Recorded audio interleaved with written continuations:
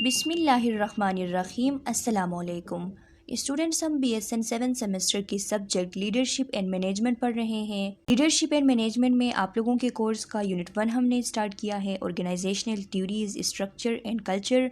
इसका पार्ट 1 हम कवर कर चुके हैं, जो कि हमारे चैनल के प्लेलिस्ट में मौजूद है, और चैनल के प्लेलिस्ट का लिंक आप लोगों को इस वीडियो लेक्चर के डिस्क्रिप्शन के एंड में मिल जाएगी, वहाँ से आप स्टडी कर सकते हैं।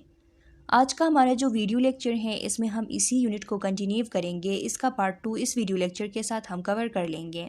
तो स्टूडेंट्स, पिछली वीडियो लेक्चर में जब मैं आप लोगों को पार्ट 1 पढ़ा रही थी, तो उसमें मैंने आप लोगों को जो लीडरशिप और मैनेजमेंट है उसके दरमियान जो डिफरेंसेस है और जो उनकी रिलेशनशिप है आपस में, उसके जो कॉन्सेप्ट्स है वो क्लियर करवा दिए थे। इसके अलावा जो टर्मिनोलॉजीज़ हैं, बेसिक टर्मिनोलॉजीज़, वो हमने डिस्कस की थी। लीडरशिप के क्वालिटीज़ और मैनेजमेंट के क्वालिटीज़ डिस्कस किए थे। इनके अलावा जो मेन टॉपिक थी वो थी लेवल ऑफ मैनेजमेंट, वो भी हम डिस्कस कर चुके थे, और उसके जो कैरेक्टरिस्टिक्स थे लेवल ऑफ मैनेजमेंट के, जिसके अंदर top level management, middle level management और जो फ्रंट लाइन मैनेजमेंट थी, और उनके फिर जो कैरेक्टरिस्टिक्स थे वो हम डिस्कस कर चुके थे। आज हम पढ़ेंगे ऑर्गेनाइजेशन कल्चर और ऑर्गेनाइजेशन क्लाइमेट, और इसके अलावा जो ऑर्गेनाइजेशनल थ्योरीज़ हैं उनमें से जो फर्स्ट थ्योरी है क्लासिकल थ्योरी, वो हम इस वीडियो लेक्चर के अंदर डिटेल से डिस्कस करेंगे। तो स्टूडेंट्स, जहाँ पे हम मैनेजमेंट के अंदर ऑर्गेनाइजेशन की बात करते हैं, तो आप लोगों को ऑर्गेनाइजेशन के अंदर ऑर्गेनाइजेशन कल्चर और ऑर्गेनाइजेशन क्लाइमेट, ये दो टर्मिनोलॉजीज़ जो है वो ज़्यादातर सुनने को मिलेंगी।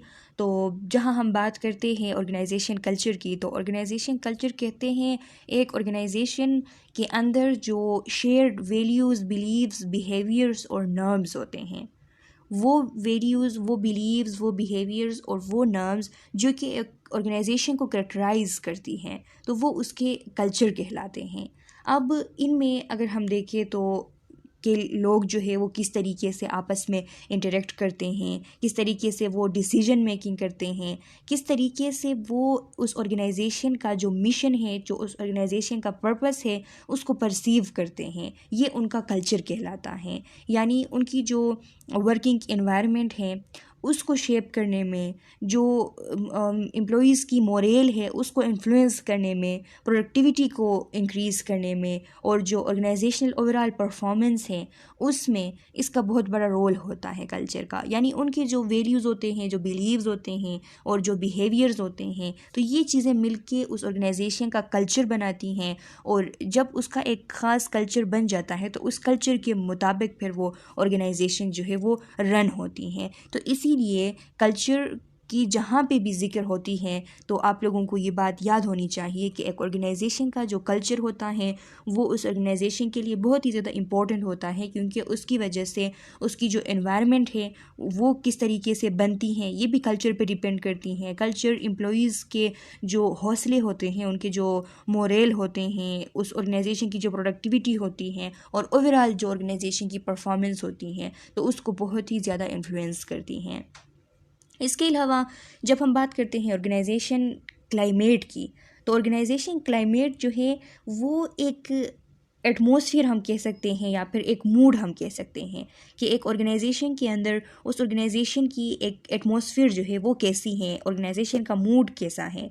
यानी इसको अगर हम देखें तो एम्प्लॉयज़ जो हैं उनकी जो परसेप्शन है अपने एनवायरनमेंट से रिलेटेड, वो किस तरीके से अपने एनवायरनमेंट को परसीव करते हैं। यानी डिफरेंट फैक्टर्स इसमें शामिल है, जैसा कि लीडरशिप स्टाइल कैसी है एक ऑर्गेनाइजेशन की, एक ऑर्गेनाइजेशन के अंदर कम्युनिकेशन पैटर्न कैसी है, रिवॉर्ड सिस्टम कैसा है, और ओवरऑल जो उस ऑर्गेनाइजेशन के अंदर जो फीलिंग ऑफ सपोर्ट है और फीलिंग ऑफ ट्रस्ट है वो कैसी है। तो ये एक ऑर्गेनाइजेशनल क्लाइमेट कहलाती हैं। अब जो ऑर्गेनाइजेशनल क्लाइमेट है इसका डायरेक्टली इन्फ्लुएंस होता है एम्प्लॉयज़ के सेटिस्फेक्शन के ऊपर, उनके मोटिवेशन के ऊपर और उनके इंगेजमेंट लेवल के ऊपर, कि अगर एक ऑर्गेनाइजेशन के अंदर एक ऑर्गेनाइजेशन की क्लाइमेट जो है वो सपोर्टिव है, वो एटमॉस्फेयर वहाँ का बहुत ज़्यादा प्लीजेंट एटमॉस्फेयर है, सपोर्टिव है, लीडरशिप स्टाइल बहुत ज़्यादा अच्छा है, कम्युनिकेशन पैटर्न भी बहुत ज़्यादा अच्छा है, कोलाबोरेटिंग एक एनवायरनमेंट है, तो तब जाके वहाँ पे जो एम्प्लॉयज़ होते हैं तो उनकी जो इंगेजमेंट लेवल होती है अपने ऑर्गेनाइजेशन के साथ तो वो भी बहुत ज़्यादा हाई होती हैं। और इस तरह फिर ऑर्गेनाइजेशन जो है वो इफ़ेक्टिवली और इफ़िशिएंटली अपने गोल्स जो है उनको अचीव करने में उनको आसानी होती है, आसानी के साथ वो इफ़ेक्टिवली और इफ़िशिएंटली अपने जो ऑर्गेनाइजेशनल गोल्स है वो अचीव कर सकते हैं। तो इनका बहुत बड़ा रोल होता है ऑर्गेनाइजेशन कल्चर का भी और क्लाइमेट का भी। देखिए आप लोगों के स्लाइड्स में लिखा हुआ है ऑर्गेनाइजेशन कल्चर के बारे में कि organizational culture is set of values, beliefs, attitudes, systems, and roles that outline and influence employee behavior within an organization. यानी एक ऑर्गेनाइजेशन कल्चर जो है वो एक set of values, beliefs, attitudes और सिस्टम्स है और रूल्स है। यानी ऑर्गेनाइजेशन कल्चर के अंदर वैल्यूज़, उस ऑर्गेनाइजेशन के बिलीव्स, वहाँ के लोगों के एटीट्यूड्स, वहाँ का सिस्टम, वहाँ के रूल्स, वहाँ के आउटलाइंस, ये सारी चीज़ें जो है ये इंक्लूड होती हैं। और इन सब चीज़ों की वजह से एम्प्लॉयज़ की जो बिहेवियर हैं वो इन्फ्लुएंस होती हैं। यानी एम्प्लॉयज़ के बिहेवियर पे वहाँ के कल्चर का इन्फ्लुएंस होता है। Organisational culture is generally understood as all of the company's beliefs, values and attitudes and how these influence the behaviour of its employees.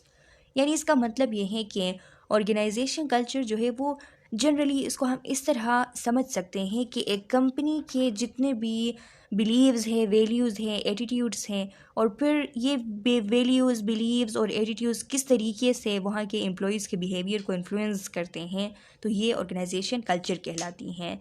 Elliot Jaques first introduce the concept of organisational culture in his book in 1951 the changing culture of a factory. और ये जो Elliot Jacques थे तो इन्होंने first time introduce किया था organization culture का जो कंसेप्ट है इसको। तो ये जो इलियट जैक्स है ये कैनेडियन एक साइको एनालिस्ट थे, सोशल साइंटिस्ट भी थे और मैनेजमेंट कंसल्टेंट भी थे। तो इन्होंने फ़र्स्ट टाइम ये बात की थी कि एक ऑर्गेनाइजेशन की एक कल्चर भी होती हैं और ऑर्गेनाइजेशन कल्चर के बारे में इन्होंने अपने बुक के अंदर, उस बुक का नाम था the changing culture of a factory, उसके अंदर 1951 को फ़र्स्ट टाइम ऑर्गेनाइजेशनल कल्चर की बात की थी। ये MCQs में आप लोगों से पूछी जा सकती हैं, तो इस पॉइंट को आप लोगों ने याद रखना है कि फ़र्स्ट टाइम ऑर्गेनाइजेशन कल्चर जो है वो एक बुक में उसका जिक्र आया था। The changing culture of factory के नाम से एक बुक थी 1951 में और ये बुक इलियट जैक्स की थी और उन्होंने फर्स्ट टाइम ऑर्गेनाइजेशनल कल्चर के बारे में बताई थी। अब देखिए ऑर्गेनाइजेशनल क्लाइमेट। ऑर्गेनाइजेशनल क्लाइमेट क्या है, तो उसके बारे में लिखा है organisational climate refer to the atmosphere or environment within an organization created by the attitude, behavior and values of the employees and management। अब ऑर्गेनाइजेशनल क्लाइमेट को हम इस तरह डिफ़ाइन करते हैं कि ये वो एटमॉस्फेयर होता है या फिर मूड होता है या फिर एनवायरनमेंट होता है एक ऑर्गेनाइजेशन के अंदर, कि वो एनवायरनमेंट, वो मूड या वो एटमॉस्फेयर जो है वो एम्प्लॉयज़ के वैल्यूज़, बिहेवियर्स, एटीट्यूड्स और वहाँ की जो मैनेजमेंट है उनके ज़रिए बनी हुई हैं। तो एक ऑर्गेनाइजेशन कल्चर और वहाँ के मैनेजमेंट सिस्टम, वहाँ के लीडरशिप की वजह से जो इन्वायरमेंट बनती हैं वो इन्वायरमेंट जो है वो ऑर्गेनाइजेशनल क्लाइमेट कहलाती हैं। यानी जैसा एक ऑर्गेनाइजेशन का कल्चर होगा फिर उसके मुताबिक, उस ऑर्गेनाइजेशन के कल्चर के मुताबिक वहाँ की क्लाइमेट होगी। is the degree to which an organization support its employees in demonstrating their individuality and creativity in their jobs। अब ऑर्गेनाइजेशनल क्लाइमेट जो है ये वो चीज़ है कि जिसके ऑर्गेनाइजेशन के अंदर इसके थ्रू जो है एम्प्लॉयज़ को सपोर्ट मिलती हैं, यानी उनको कितना सपोर्टिव इन्वायरमेंट उनका है कि उस इन्वायरमेंट के अंदर रहते हुए उनकी जो इंडिविजुअलिटी है और उनकी जो क्रिएटिविटी है उनके जॉब्स के अंदर उसको कितना सपोर्ट मिलता है। तो ये उनकी ऑर्गेनाइजेशनल क्लाइमेट कहलाती हैं। It can describe the overall mood और वाइब ऑफ वर्क प्लेस, यानी ऑर्गेनाइजेशनल क्लाइमेट जो है वो एक ओवरऑल मूड होती हैं या एक ओवरऑल वाइब होती हैं एक वर्क प्लेस की, यानी एक माहौल होती है एक वर्क प्लेस की, which can greatly impact employee motivation, job satisfaction and productivity, जिसका बहुत बड़ा असर होता है एम्प्लॉय को मोटिवेट करने में, जॉब सेटिस्फेक्शन में और प्रोडक्टिविटी में। यानी एक ऑर्गेनाइजेशनल क्लाइमेट, ऑर्गेनाइजेशन का एनवायरनमेंट जितना सपोर्टिव होगा, जितना वो जो है उसूलों के मुताबिक होगा और सपोर्टिव होगा, खुशगवार होगा, तो फिर एम्प्लॉई मोटिवेशन, जॉब सेटिस्फेक्शन और प्रोडक्टिविटी जो है वो उतने ही इंक्रीज़ होंगे। तो इसीलिए कहा जा रहा है कि इसका बहुत बड़ा इन्फ्लुएंस होता है एम्प्लॉयज़ के मोटिवेशन, जॉब सेटिस्फेक्शन और प्रोडक्टिविटी के लिए। आप देखिए difference between organisational culture and climate. अब इनके दरमियान डिफरेंस क्या है ऑर्गेनाइजेशनल कल्चर और क्लाइमेट के दरमियान? तो जहाँ हम बात करते हैं ऑर्गेनाइजेशनल कल्चर की, तो ऑर्गेनाइजेशनल कल्चर जो है वो एक डीपली रूटेड और एक लॉन्ग लास्टिंग एक कंसेप्ट है। और जहाँ पे हम बात करते हैं ऑर्गेनाइजेशनल क्लाइमेट की, तो ऑर्गेनाइजेशनल क्लाइमेट जो है उसमें चेंजेस लाना जो है वो ज़्यादा आसान होता है एज़ कम्पेयर टू कल्चर, क्योंकि कल्चर जो है वो एक डीपली रूटेड है, लॉन्ग लास्टिंग है, लॉन्ग टर्म, वो बनती भी बहुत ज़्यादा जो है अरसे उसमें लगते हैं कि एक ऑर्गेनाइजेशन का कल्चर बहुत ज़्यादा वक्त लेके बनता है, और फिर जब बन जाता है तो लॉन्ग लास्टिंग होता है, डीपली रूटेड होता है, उसमें फिर चेंजेस लाना इतना आसान नहीं होता। लेकिन एज़ कम्पेयर टू डेट जब हम क्लाइमेट की बात करते हैं तो क्लाइमेट में चेंजेस लाना जो है वो रिलेटिवली ईजी होता है, क्योंकि अगर लीडरशिप जो है उसमें शिफ्ट आ गए, पॉलिसीज़ चेंज हो गए, तो फिर जो एनवायरनमेंट होती हैं एक ऑर्गेनाइजेशन की तो उसमें चेंजेस आ जाती हैं, यानी जो क्लाइमेट होता है वो चेंज होता है। तो ये भी एक डिफरेंस है। इसके अलावा यहाँ आप लोगों के स्लाइड्स के अंदर लिखी हुई है कि organizational culture refers to the shared behavioral expectations and norms in a work environment. This is the collective view of the way the work is done. यानी organizational culture जो है वो कहते हैं एक organization के अंदर जो shared behaviors जो expected होते हैं, यानी behavioral expectations जो होते हैं, जो कि जो भी लोग वहाँ पे काम करते हैं तो उनसे वो behavior expect किए जाते हैं, तो वो जो behavior expect किए जाते हैं वो वहाँ की एक ख़ास कल्चर होती हैं, और वो उसूल वो जहाँ उस वर्क एनवायरनमेंट के अंदर फॉलो किए जाते हैं वो भी उनका ऑर्गेनाइजेशनल कल्चर कहलाता है। यानी हम कह सकते हैं कि the way work is done, यानी वो तरीका जिस तरीके के थ्रू एक ऑर्गेनाइजेशन के अंदर काम होता है वो वहाँ का कल्चर कहलाता है। जबकि ऑर्गेनाइजेशनल क्लाइमेट की जब हम बात करते हैं तो उसके बारे में लिखा है organisational climate represent staff perception of the impact of the work environment on the individual, यानी ऑर्गेनाइजेशनल क्लाइमेट जो है वो रिप्रेजेंट करती हैं स्टाफ की परसेप्शंस को, कि स्टाफ का जो परसेप्शन है और उस परसेप्शन का जो इम्पैक्ट है यानी उसके वर्क इन्वायरमेंट के ऊपर एक इंडिविजुअल के, represent staff perception of impact of the work environment on the individual, यानी एक वर्क इन्वायरमेंट का एक इंडिविजुअल के ऊपर जो इम्पैक्ट होता है और उस इम्पैक्ट के बारे में उनकी जो परसेप्शन होती हैं वो उस ऑर्गेनाइजेशन की क्लाइमेट कहलाती हैं। This is the view of how it feels to work at the agency, supportive और स्ट्रेसफुल, यानी हम कह सकते हैं कि how it feels to work at the agency. जैसा कि हमने ऑर्गेनाइजेशनल कल्चर के बारे में कहा कि the way work is done, किस तरीके से जो काम हो रही है वो तरीका वहाँ का कल्चर कहलाता है।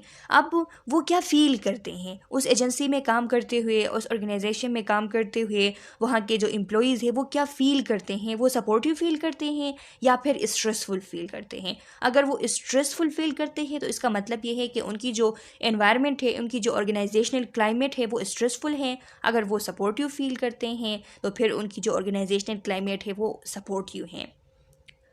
फिर लिखा है ऑर्गेनाइजेशनल कल्चर के बारे में कि it reflects the conditions of organisation that has evolved over years, यानी ये जो ऑर्गेनाइजेशनल कल्चर होती हैं तो ये कई सालों बाद बनती हैं, इसको बनने में टाइम ज़्यादा लगता है। और फिर ऑर्गेनाइजेशनल क्लाइमेट के बारे में लिखा है it reflects the current atmosphere of the organisation. जब हम उसकी बात करते हैं क्लाइमेट की तो वो हम उस टाइम जो करंट उसकी एक एटमॉस्फेयर होती है, करंट जो मूड होती हैं एक ऑर्गेनाइजेशन की, उसकी हम बात कर रहे होते हैं। ऑर्गेनाइजेशनल कल्चर के बारे में लिखा है, it is based on values and norms of the organisation. ये जो ऑर्गेनाइजेशनल कल्चर होती हैं ये वैल्यूज़ पे बेस्ड होती हैं, नॉर्म्स पे बेस्ड होती हैं कि एक ऑर्गेनाइजेशन के उसूल क्या है, वहाँ के वैल्यूज़ क्या हैं, उन चीज़ों पे ये बेस्ड होती हैं। और जो ऑर्गेनाइजेशनल क्लाइमेट है तो उसके बारे में लिखा है, it has no concern with values and norms. इसका कोई भी ताल्लुक़ नहीं होता, वैल्यूज़ और नॉर्म्स के साथ इसका कोई ताल्लुक़ नहीं होता। और फिर लिखा है ऑर्गेनाइजेशनल कल्चर के बारे में कि organisational culture is concern with the historical context within which a situation occur and the impact of this context on the employees. यानी एक हिस्टोरिकल कॉन्टेक्स्ट के बारे में एक कंसर्न है कि जिसमें एक सिचुएशन के अंदर एक हिस्टोरिकल कॉन्टेक्स्ट से क्या होता आ रहा है और उसका फिर इम्पैक्ट क्या होता है वहाँ के एम्प्लॉयज़ के ऊपर। इट इवॉल्व्स ओवर ईयर्स, यानी ये इसकी जो इवॉल्व होती हैं तो वो भी उसमें भी कई साल लग जाते हैं। लेकिन जहाँ पे हम बात करते हैं ऑर्गेनाइजेशनल क्लाइमेट की तो it is concerned with current situation and linkages among groups, employees and work performance। यानी इसमें हम करंट सिचुएशन को कंसर्न, हमारी कंसर्न क्लाइमेट के बारे में जब हम बात करते हैं तो हमारी कंसर्न होती है करंट सिचुएशन के ऊपर, और जो एम्प्लॉयज़ ग्रुप्स और वर्क परफॉर्मेंस के दरमियान जो लिंक होती हैं उसके ऊपर कि किस तरीके से ग्रुप्स और एम्प्लॉयज़ और जो वर्क परफॉर्मेंस है वो आपस में कनेक्टेड हैं, इन चीज़ों के ऊपर हमारा कंसर्न होता है। और it evolves according to the needs of the organisation, और ऑर्गेनाइजेशन के नीड्स के मुताबिक ये जो है इवॉल्व होती हैं। ऑर्गेनाइजेशनल क्लाइमेट जो है can not be changed or manipulated easily. Organisational culture जो है वो आसानी से चेंज भी नहीं हो सकती, और आसानी से उसमें अगर हम कोई मैनिपुलेशन करना चाहे अपने बेनिफिट के लिए, उसमें चेंजेस लाना चाहे तो हम आसानी से नहीं ला सकते, क्योंकि उसको बनने में भी कई अरसे लग जाते हैं और फिर वो इतनी जल्दी चेंज नहीं हो सकती, इतनी जल्दी वैल्यूज़, बिलीव्स, नॉर्म्स जो है वो तब्दील नहीं किए जा सकते। लेकिन जहाँ पे क्लाइमेट की हम बात करते हैं तो इसको कैन ईज़िली बी मैनिपुलेटेड, इसको मैनिपुलेट करना आसान है, क्योंकि अगर हमने एक लीडरशिप की स्टाइल जो है वो अगर चेंज की या फिर पॉलिसीज़ चेंज किए तो फिर क्लाइमेट जो है वो चेंज हो जाता है, एनवायरनमेंट जो है वो तब्दील हो जाता है। तो ये था ऑर्गेनाइजेशनल कल्चर और ऑर्गेनाइजेशनल क्लाइमेट के बारे में। इसके बाद अब जो टॉपिक है वो है organisational and management theories. Organisation और मैनेजमेंट के बारे में थ्योरीज़ जो है वो जितने भी थ्योरीज़ बने थे तो अब हम डिटेल से वो सारी थ्योरीज़ डिस्कस करेंगे। मैनेजमेंट की डिफिनीशन दी गई है, लिखा है the function that coordinates the efforts of people to accomplish goals and objectives by using available resources efficiently and effectively. यानी मैनेजमेंट वो फंक्शन है जो कि लोगों के जो एफर्ट्स होते हैं तो उनको कोऑर्डिनेट करती हैं कुछ इस तरीके से कि उनके थ्रू जो गोल्स और ऑब्जेक्टिव्स है वो अकम्प्लिश हो सके, और उनको अकम्प्लिश करने के लिए जो अवेलेबल रिसोर्सेज हैं उनको भी कुछ इस तरीके से यूज़ किया जाता है कि इफ़ेक्टिवली, एफिशिएंटली गोल्स जो है वो अचीव हो सके। और ऑर्गेनाइजेशन के बारे में लिखा है कि ऑर्गेनाइजेशन क्या है। ऑर्गेनाइजेशन जो है वो एक ऑर्गेनाइज्ड बॉडी है जिसके अंदर लोग जो है वो एक ख़ास मकसद से होते हैं। उनका कोई फॉर एग्ज़ाम्पल कोई एक बिज़नेस हो गया, कोई सोसाइटी हो गया, कोई एसोसिएशन हो गया, जिसके अंदर लोग जो मौजूद होते हैं तो वो किसी ख़ास किसी पार्टिकुलर पर्पस की वजह से होते हैं, तो वो ऑर्गेनाइजेशन कहलाती हैं। और थ्योरीज़ क्या होते हैं तो आप लोगों को पता है कि थ्योरीज़ जो हैं वो set of interrelated propositions, concepts that organise and explain a set of observe phenomena. यानी जितने भी जब हम बात करते हैं थ्योरीज़ की तो ये इंटर रिलेटेड प्रोपोजिशंस होते हैं। प्रोपोजिशंस मीन्स के सजेशन होते हैं, कॉन्सेप्ट्स होते हैं जो कि हमें एक ऑब्जर्व फेनोमेना के बारे में बताती हैं, एक्सप्लेन करती हैं, ऑर्गेनाइज करती हैं, हमें समझाती हैं कि एक ऑब्जर्व फेनोमेना अगर उसको लिया गया है तो वो किस तरीके से बनी हुई है, उसके बारे में हमें एक्सप्लेनेशन देती हैं। अब यहाँ पे आप लोगों को एक स्केच दी गई है स्टूडेंट्स, आप लोगों को समझाने के लिए कि जो मैनेजमेंट और ऑर्गेनाइजेशनल थ्योरीज़ हैं तो उनकी इवोल्यूशन जो है वो किस तरीके से हुई है। यानी शुरू में जो थ्योरीज़ पाए जाते थे, ऑर्गेनाइजेशन थ्योरीज़, मैनेजमेंट से रिलेटेड थ्योरीज़, वो शुरू में कैसी थी, उनका कंसेप्ट कैसा था, फिर बाद में उसमें किस तरीके से चेंजेस जो है वो आती गई, वो आपको यहाँ पे बताया गया है। तो पीरियड 1 जो है, सबसे पहले पीरियड 1 के अंदर यहाँ पे लिखा है कि ये टाइम जो है वो 1880 का था और इसमें प्री साइंटिफिक मैनेजमेंट हुआ करती थी। प्री साइंटिफिक मैनेजमेंट जो है ये वो अर्ली स्टेज है कि जहाँ पे मैनेजमेंट थ्योरीज जो है वो अभी तक उनकी कोई फॉर्मलाइजेशन नहीं हुई थी, मैनेजमेंट थ्योरीज कोई नहीं थे प्रेजेंट। तो उस टाइम मैनेजमेंट के लिए जो मैनेजमेंट प्रैक्टिसेस हैं तो वो ट्रेडिशंस के ऊपर लार्जली बेस्ड होती थी, यानी ट्रेडिशनली जो चीज़ें लोग सीखते थे मैनेजमेंट प्रैक्टिसेस तो वो अप्लाई करते आते थे। और इसके अलावा जो इंडिविजुअल एक्सपीरियंसेस होते हैं तो उनके थ्रू वो मैनेजमेंट किया करते थे। वहाँ पे उस टाइम कोई सिस्टमेटिक स्टडी, कोई साइंटिफिक मेथड कुछ भी मौजूद नहीं था। उस टाइम इनफॉर्मल मैनेजमेंट स्ट्रक्चर था, स्पेशलाइजेशन जो है वो लिमिटेड थी, टेक्नोलॉजी जो है वो लिमिटेड थी, फॉर्मल एजुकेशन लिमिटेड थी। इसके अलावा जो अगर हम बात करते हैं प्री साइंटिफिक मैनेजमेंट की, तो प्री साइंटिफिक मैनेजमेंट जो है वो ओवरऑल एक ऐसा टाइम था उस टाइम पे कि जहाँ पे कोई भी सिस्टमेटिक अप्रोच जो है मैनेजमेंट के लिए वो मौजूद नहीं थी। वैसे ही लोग जिस तरह वो सीखते आते थे ट्रेडिशनली एक्सपीरियंसेस के थ्रू तो वो फॉलो करते जाते थे। तो ये वो टाइम थी पीरियड 1 जिसे कहा जाता है प्री साइंटिफिक मैनेजमेंट। इसके बाद पीरियड 2 जो है इसे क्लासिकल मैनेजमेंट कहा जाता है, जो कि 1880 से लेके 1930 तक, यानी इससे पहले जो 1880 से पहले की जो बात थी तो वो प्री साइंटिफिक मैनेजमेंट जहाँ पे कोई थ्योरीज वगैरह प्रेजेंट नहीं थे, कोई भी साइंटिफिक अप्रोच, कोई भी सिस्टमेटिक स्टडी जो है वो मौजूद नहीं थी मैनेजमेंट से रिलेटेड। इसके बाद जो 1880 से आगे 1930 तक का जो पीरियड है ये क्लासिकल मैनेजमेंट पीरियड कहलाता है, पीरियड 2।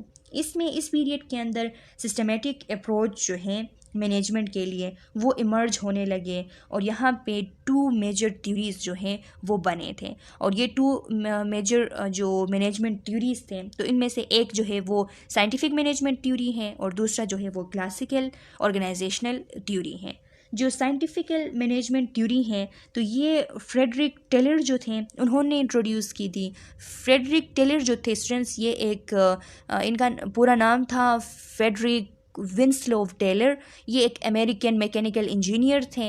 इनको बहुत ही ज़्यादा जो है वो ये मशहूर थे, पहचाना जाता था इनको कि इनकी वजह से जो इंडस्ट्रियल एफिशिएंसी हैं वो इम्प्रूव हुई हैं, क्योंकि इन्होंने डिफरेंट मेथड्स बताए थे और उन मेथड्स को फॉलो करते हुए डिफरेंट इंडस्ट्रीज़ के अंदर एफिशिएंसी जो है वो इम्प्रूव हुई थी। और इनको कहा जाता है कि जो फर्स्ट जितने भी मैनेजमेंट कंसल्टेंट्स थे तो उनमें से एक ये भी थे।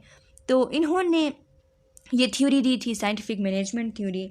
और साइंटिफिक मैनेजमेंट थ्योरी जो है इसका मेन फोकस था कि इफ़िशियंसी को ऑप्टिमाइज़ किया जा सके। और इनका कहना था कि इफ़िशियंसी को ऑप्टिमाइज़ करने के लिए ज़रूरी है कि साइंटिफिक स्टडी जो है वो किया जाए। एक ऑर्गेनाइजेशन के अंदर जितने भी काम हो रहे हैं तो उनके मेथड्स के बारे में साइंटिफिक स्टडी की जाए और जितने भी इंसेंटिव सिस्टम है तो उसके बारे में भी साइंटिफिक स्टडी किया जाए और फिर उन साइंटिफिक स्टडीज़ से बनने वाली मेथड्स जो हैं उनको फॉलो किया जाए। इनका ये कहना था, यानी साइंटिफिक मैनेजमेंट पे इनका बहुत ज़्यादा फोकस था। इसके अलावा जो क्लासिकल ऑर्गेनाइजेशनल थ्योरी है तो classical organisational theory Henri Fayol और जो मैक्स वेबर थे उन्होंने दी हुई थी। हेनरी फ्योल का मैंने आप लोगों को बताया था कि इनका भी बड़ा किरदार है मैनेजमेंट के थ्योरीज़ की जब हम बात करते हैं तो वहाँ पे। और ये जो मैक्स वेबर हैं तो ये एक जर्मन सोशियोलॉजिस्ट थे, ये एक हिस्टोरियन भी थे और इन्होंने भी काफ़ी काम किया था। और ये जो थ्योरी थी क्लासिकल ऑर्गेनाइजेशनल थ्योरी ये हेनरी फ्योल और मैक्स वेबर इन्होंने दोनों ने मिल के दी हुई थी। और यहाँ पे इन्होंने कहा था, इन्होंने जो एम्फेसाइज़ की थी अपने इस थ्योरी के अंदर तो वो ये थी कि जो प्रिंसिपल्स हैं ब्यूरोक्रेसी के उसके ऊपर और डिवीज़न ऑफ लेबर के ऊपर और हायरार्कियल स्ट्रक्चर के ऊपर। इन्होंने कहा था कि एक ऑर्गेनाइजेशन के अंदर प्रिंसिपल्स ऑफ ब्यूरोक्रेसी होना चाहिए, डिवीज़न ऑफ लेबर होना चाहिए और हायरार्कियल स्ट्रक्चर होना चाहिए। अगर ये 3 चीज़ें होंगी तो फिर एक ऑर्गेनाइजेशन जो है वो सही तरीके से चल सकती है, इनका ये कहना था। अब ब्यूरोक्रेसी क्या है, तो ब्यूरोक्रेसी जो है स्टूडेंट्स वो एक ऑर्गेनाइजेशन के अंदर एक ऑर्गेनाइजेशन एक किस तरीके से काम कर रही है, जो वे ऑफ ऑर्गेनाइजेशनल वर्क होती हैं वो ब्यूरोक्रेसी होती हैं। अब ब्यूरोक्रेटिक जो सिस्टम है तो उसमें जो टास्क और रिस्पॉन्सिबिलिटीज़ है वो क्लियरली डिफाइंड होते हैं, रूल्स और प्रोसीजर्स जो है वो इस्टेब्लिश होते हैं, और वो जो रूल्स और प्रोसीजर्स इस्टेब्लिश होते हैं उनके थ्रू गाइडेंस मिलती है कि किस तरीके से काम को किया जाए। यानी ब्यूरोक्रेसी का एम ये होता है कि इफ़िशेंसी, कंसिस्टेंसी और फेयरनेस जो है डिसीजन मेकिंग के अंदर और जो डे टू डे ऑपरेशंस होते हैं उनके अंदर वो इंश्योर हो। तो उसको इंश्योर करने के लिए रूल्स और प्रोसीजर्स जो है वो पहले से इस्टेब्लिश किए जाते थे और उनके मुताबिक फिर चलना होता था। तो इसको कहते हैं ब्यूरोक्रेसी या ब्यूरोक्रेटिक प्रिंसिपल। तो इनका कहना था, हेनरी फियोल और जो मैक्स वेबर है, इनका कहना था क्लासिकल ऑर्गेनाइजेशनल थ्योरी के अंदर कि ये ब्यूरोक्रेटिक प्रिंसिपल्स जो है वो एक ऑर्गेनाइजेशन के अंदर होना बहुत ज़्यादा ज़रूरी है। इसके अलावा इन्होंने बात की थी डिवीज़न ऑफ लेबर की। डिवीज़न ऑफ लेबर कहते हैं कि जब जो वर्क होती है ऑर्गेनाइजेशन के अंदर तो उसको जब ब्रेकिंग डाउन किया जाता है उसकी और स्मॉल टास्क में उसको तकसीम किया जाता है, डिवाइड किया जाता है, और ये जो स्पेशल कंपोनेंट्स बनाए जाते हैं या फिर स्मॉल टास्क जो बनाए जाते हैं ये फिर डिफरेंट इंडिविजुअल्स या फिर डिफरेंट ग्रुप्स में तकसीम कर दिए जाते हैं। इससे ये होता है कि एक इंडिविजुअल जिसकी एक्सपर्टनेस होती है उस काम के अंदर वो उसको दी जाती हैं, तो उसका एक स्पेसिफिक फ़ोकस उस काम के ऊपर होता है। अगर उसका स्पेसिफिक फ़ोकस उस काम के ऊपर होता है तो फिर एफिशिएंसी जो है वो ज़ाहिरी सी बात है कि ज़्यादा हो जाती हैं। तो इसीलिए इन्होंने कहा था कि डिवीज़न ऑफ लेबर जो है वो ज़रूरी है। और फिर इन्होंने कहा था कि हिरार्कियल स्ट्रक्चर जो है एक ऑर्गेनाइजेशन के अंदर वो मस्ट होनी चाहिए। हिरार्कियल स्ट्रक्चर कहते हैं एक ऐसे अरेंजमेंट को कि जिसमें रोल और पोजीशन जो है एक ऑर्गेनाइजेशन के अंदर वो एक पिरामिड लाइक फैशन में वो मौजूद हो। पिरामिड लाइक फैशन मींस के जो टॉप लेवल होता है पिरामिड का उसमें ग्रेटर अथॉरिटी हो, और फिर ग्रेटर अथॉरिटी मींस के वहाँ पे रिस्पॉन्सिबिलिटी भी फिर ज़्यादा होगी। और इसी तरह फॉर एग्ज़ाम्पल टॉप लेवल पे टॉप जो पिरामिड का टॉप है उसमें मैनेजर्स होंगे और एग्जीक्यूटिव्स होंगे।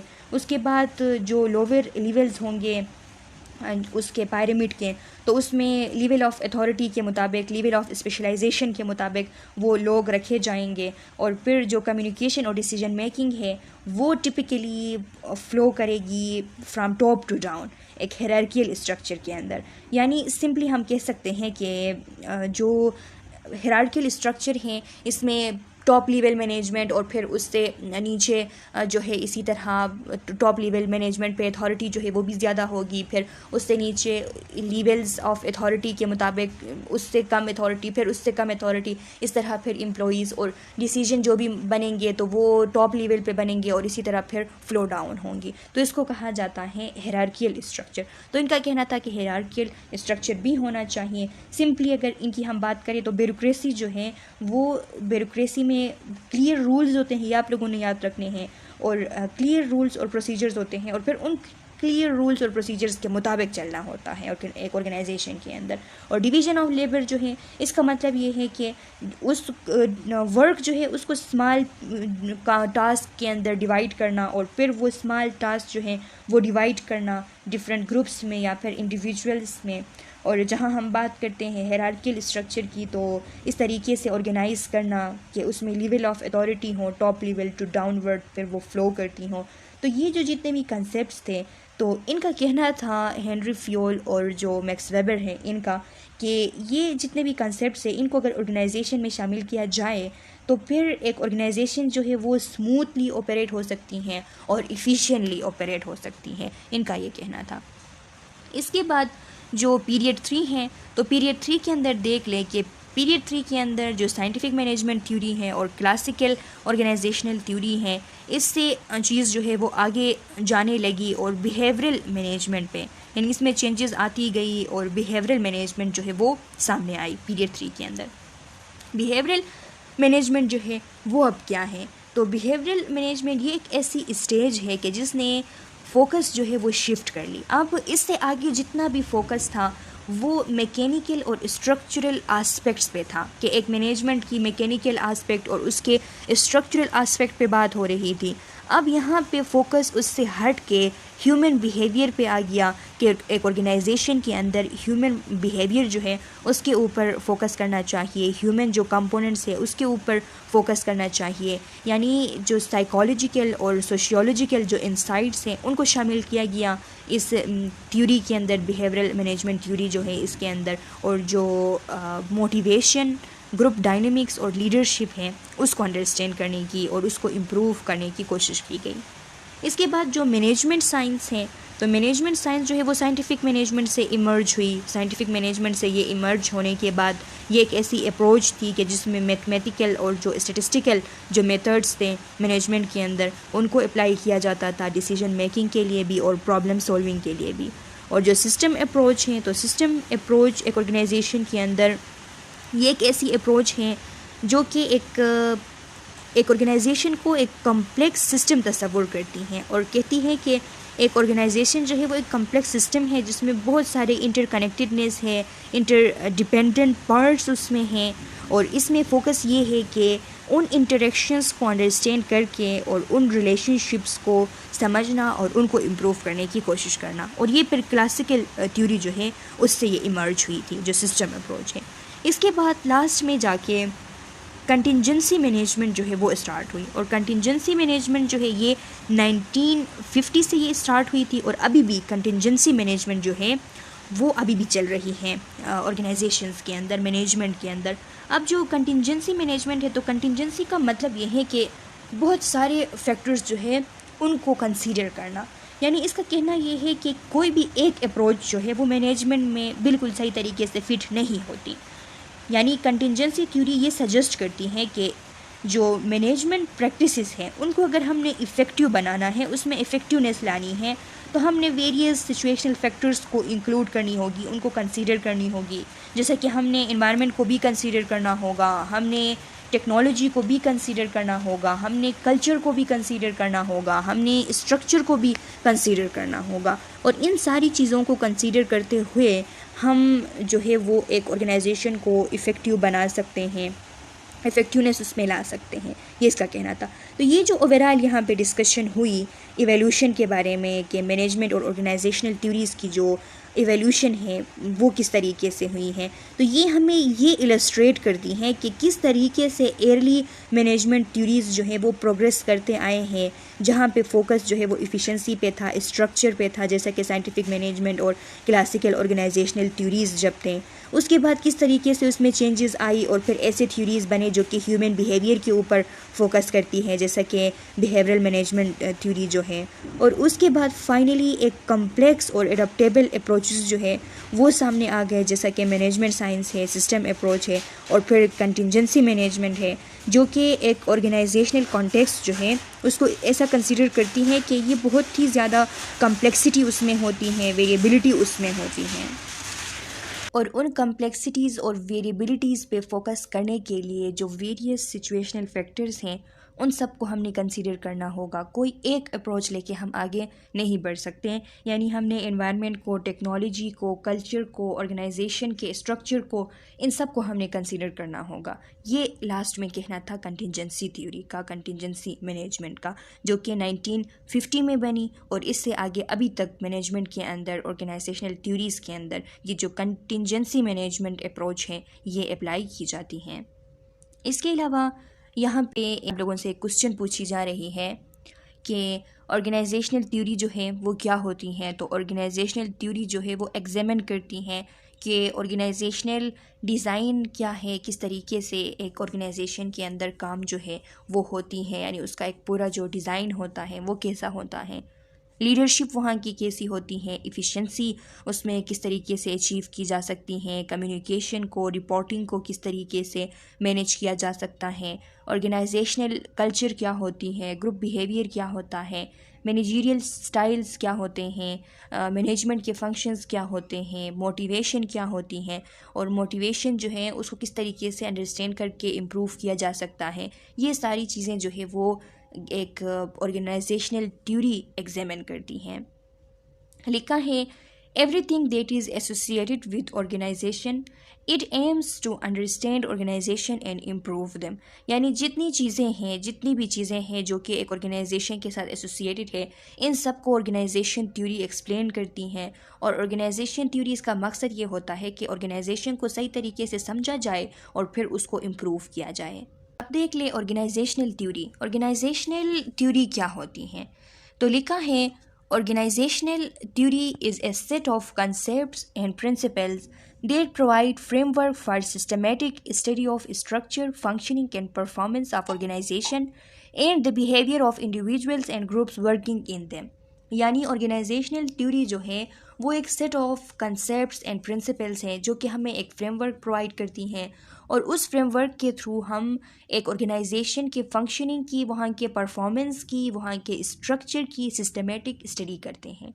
और इसके अलावा वहाँ पे जो लोग काम करते हैं, जो इंडिविजुअल्स, जो ग्रुप ऑफ इंडिविजुअल्स जो काम करते हैं, तो उनके बिहेवियर्स को भी हम स्टडी करते हैं सिस्टमेटिकली।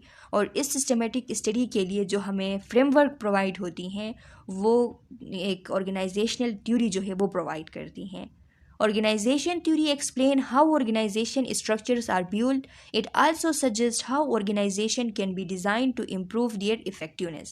यानी organizational theories जो हैं वो हमें explain करती हैं कि कैसे organization structures बनते हैं, और ये भी हमें बताते हैं कि organization structure को किस तरीके से ऐसा डिज़ाइन किया जा सकता है कि जो effectiveness है उसको इम्प्रूव किया जा सके। यानी कौन सी ऑर्गेनाइजेशन डिज़ाइन जो है उसमें ज़्यादा इफ़ेक्टिवनेस होती हैं, जब उसको फॉलो किया जाता है तो ज़्यादा इफ़ेक्टिवली गोल्स को अचीव किया जा सकता है। Organisational theories can be classified into 3 broad categories. 3 broad categories है जिनमें क्लासिकल ऑर्गेनाइजेशनल थ्योरी है, न्यू क्लासिकल ऑर्गेनाइजेशनल थ्योरी है और मॉडर्न ऑर्गेनाइजेशनल थ्योरी है। फर्स्ट वन है classical organisation theory. It is the oldest theory of organisation. Classical organisation theory जो है वो ओल्डेस्ट थ्योरी है ऑर्गेनाइजेशन की, और इसके बारे में लिखा है कि it is originated from the writings of classical management thinker such as Taylor and Fayol. Henri Fayol और जो फेडरिक टेलर थे उनकी राइटिंग से ओरिजिनेट हुई है क्लासिकल मैनेजमेंट थ्योरी। उन्होंने जो जितने भी उनकी थिंकिंग थी, जितना उन्होंने मैनेजमेंट के बारे में लिखी थी, जितना उनका जो थिंकिंग था, उनके जो व्यूज़ थे, उन सब की वजह से ये जो क्लासिकल ऑर्गेनाइजेशन थ्योरी है ये ओरिजिनेट हुई। The classical writers viewed organization as a machine and individual working in it as different components of this machine. और ये जो क्लासिकल राइटर्स थे जिन्होंने क्लासिकल थ्योरी दी हुई है मैनेजमेंट की, तो उनका ये ख्याल था कि ऑर्गेनाइजेशन जो है वो एक मशीन है, एक मशीन की तरह देखते थे वो ऑर्गेनाइजेशन को, और जो ऑर्गेनाइजेशन के अंदर लोग काम करते हैं उनके बारे में वो समझते थे कि ये लोग इस मशीन के एक कंपोनेंट्स हैं। जितना ज़्यादा इनसे काम लिया जाए उतना ज़्यादा मशीन जो है उसकी प्रोडक्टिविटी ज़्यादा होगी। यानी इनका ये कहना था कि जितना हो सके उतना रूल्स वगैरह जो है वो सख्त कर देने हैं इन इंडिविजुअल्स के ऊपर, जो एम्प्लॉयज़ हैं उनके ऊपर, और जितना उनके ऊपर सख्ती लाया जाएगा उतना ही ऑर्गेनाइजेशन जो है वो तरक्की करेगी और प्रोडक्टिविटी जो है वो इंक्रीज़ होगी। They believe that efficiency of organization can be increased by making each individual more efficient. अगर हर एक इंडिविजुअल को, हर एक एम्प्लॉई को मोर एफिशिएंट बना दिया जाए तो एफिशिएंसी ऑफ ऑर्गेनाइजेशन जो है वो इंक्रीज़ होगी। ये इनका बिलीव था। कैरेक्टरिस्टिक्स देख लें क्लासिकल ऑर्गेनाइजेशन थ्योरी के। लिखा है it is based on organisation as a machine and individual working in it as different component of this machine. ये बनी ही इस कंसेप्ट के ऊपर थी कि एक ऑर्गेनाइजेशन जो है वो एक मशीन है और वहाँ पे जो एम्प्लॉयज़ काम करते हैं वो उस मशीन के हिस्से हैं। जितना ज़्यादा उनसे काम लिया जा सके, जितना ज़्यादा उनके ऊपर जो है वो घेरा तंग कर दिया जाए, उनके ऊपर जो है वो सख्तियाँ लाया जाए, तो उतना ज़्यादा प्रोडक्टिविटी और एफिशिएंसी और इफ़ेक्टिविटी जो है वो इंक्रीज़ होगी। इनका ये कहना था। It believed that efficiency of organization can be increased by making each individual more efficient। वही बात it deal with formal organisation structure, और इसमें जितनी भी बातें हुई हैं क्लासिकल ऑर्गेनाइजेशन थ्योरी में वो फॉर्मल ऑर्गेनाइजेशन स्ट्रक्चर के बारे में है कि जिसके अंदर ब्यूरोक्रेटिक रूल्स वगैरह होते हैं, फॉर्मेलिटी जो जिसमें होती हैं, एक फॉर्मल सेटअप जो होती हैं, तो उस स्ट्रक्चर के बारे में, फॉर्मल ऑर्गेनाइजेशन के बारे में यहाँ का जितना भी कंसेप्ट है वो उसके बारे में है। It focuses on objectives and task and not on the human being performing the task. यहाँ पे जो फोकस है वो ऑब्जेक्टिव्स पे और टास्क पे है। जो लोग वो ऑब्जेक्टिव्स, वो टास्क परफॉर्म कर रहे हैं, उनके जो ह्यूमन कंपोनेंट्स हैं, उनकी जो जॉब सेटिस्फेक्शन है, उनकी मोटिवेशन है, उस चीज़ के ऊपर कोई भी फोकस नहीं है। फोकस जितना है वो टास्क के ऊपर और ऑब्जेक्टिव के ऊपर है। It aims at maximising control, और इस थ्योरी का मकसद ये है कि जितना हो सके उतना कंट्रोल जो है उसको मैक्सिमाइज किया जा सके, रूल्स रिस्पॉन्सिबिलिटीज़ जो है वो टफ किए जा सके, तो फिर उसकी वजह से इफ़िशेंसी और इफ़ेक्टिविटी जो है वो ज़्यादा होगी। इनका ये बिलीव था, ये इसकी कैरेक्टरिस्टिक्स हैं। It emphasized on the direction, on the detection of errors occurred and then correction. यहाँ पे emphasis इस चीज़ पे थी कि जितना जल्दी हो सके जितने भी errors हैं तो उनको डिटेक्ट किया जा सके, और जैसे ही वो errors डिटेक्ट हो जाए तो फिर उनको करेक्ट किया जाए ताकि एक ऑर्गेनाइजेशन की इफ़िशेंसी जो है उसमें कोई ख़राबी ना आए। इसीलिए क्लोज्ड सुपरविजन जो है उसके ऊपर ध्यान दिया है कि क्लोज सुपरविजन होनी चाहिए ताकि लोगों से गलतियां ना हो, अगर हो भी तो उनको जल्दी जो है वो करेक्ट कर देना चाहिए। Principles are pillars of classical theory. अब क्लासिकल थ्योरी के कुछ पिलर्स थे, कुछ प्रिंसिपल्स थे जो कि बहुत ही ज़्यादा इम्पोर्टेंट है आप लोगों के लिए, आप लोगों के मिड टर्म एग्जामिनेशन और आप लोगों के कंसेप्ट और आप लोगों के जो MCQs हैं, अगर कंसेप्चुअल बनते हैं, कंसेप्चुअल MCQs उठाए जाते हैं तो मे भी यहाँ से उठाए जा सकते हैं। तो एक बहुत ही ज़्यादा इंपॉर्टेंट टॉपिक है कि प्रिंसिपल्स और पिलर्स क्लासिकल थ्योरी के। Classical theory has been developed round the following principles are pillars. First one, division of labour and departmentalization. First one जो प्रिंसिपल है वो division of labour and departmentalization. Division of labour पहले भी हम discuss कर चुके हैं। ये वो प्रिंसिपल है कि जिसमें जितने भी टास्क हैं उनको ब्रेक डाउन करके और फिर स्पेशलाइज्ड रोल्स और फंक्शंस के अंदर उनको डिवाइड करना और स्पेसिफिक टास्क जो है वो स्पेसिफिक इंडिविजुअल्स या फिर ग्रुप्स को असाइन करना ताकि इफ़िशेंसी और प्रोडक्टिविटी जो है वो इंक्रीज़ हो सके। जितने लोग एक्सपर्टीज़ रखते हैं एक काम के अंदर, उनको अगर वो काम जो है वो सौंप दी जाए तो फिर उनका फोकस जो है उस पार्टिकुलर स्किल के ऊपर, उस पार्टिकुलर एरिया के ऊपर जहाँ पे उनको एक्सपर्टीज़ हासिल है तो वो ज़्यादा होगी, तो प्रोडक्टिविटी ज़्यादा होगी और इफ़िशेंसी ज़्यादा होगी। और डिपार्टमेंटाइजेशन की जब हम बात करते हैं तो डिपार्टमेंटाइजेशन कहते हैं जब हम सिमिलर फंक्शंस या फिर सिमिलर टास्क को अलग करते हैं, एक ग्रुप के शक्ल में उसको अलग करके एक डिपार्टमेंट का शक्ल दे देते हैं और फिर उनके दरमियान हम कोऑर्डिनेटली एक काम करते हैं ऑर्गेनाइजेशन के अंदर। जैसे कि फॉर एग्जांपल फाइनेंस का एक अलग डिपार्टमेंट हो गया, मार्केटिंग का अलग हो गया, जो दूसरे ऑपरेशंस है उनका अलग हो गया एक ऑर्गेनाइजेशन के अंदर, जो डिफरेंट डिपार्टमेंट्स होते हैं, तो ये डिपार्टमेंटाइजेशन कहलाती हैं। तो फर्स्ट प्रिंसिपल क्लासिकल थ्योरी का ये है कि डिवीजन ऑफ लेबर होना चाहिए और डिपार्टमेंटाइजेशन होनी चाहिए, यानी अलग अलग डिपार्टमेंट्स होने चाहिए और डिवीजन ऑफ लेबर होना चाहिए। एक ख़ास स्पेसिफिक काम जो है उन लोगों को मिलना चाहिए जिनका एक्सपर्टीज़ हो और उनका फोकस उस चीज़ पे हो, तो एफिशिएंसी और इफ़ेक्टिवनेस जो है वो ज़्यादा होगी। दूसरा जो प्रिंसिपल है वो है स्केलर चेन, जैसा कि हायरार्की ऑफ अथॉरिटी।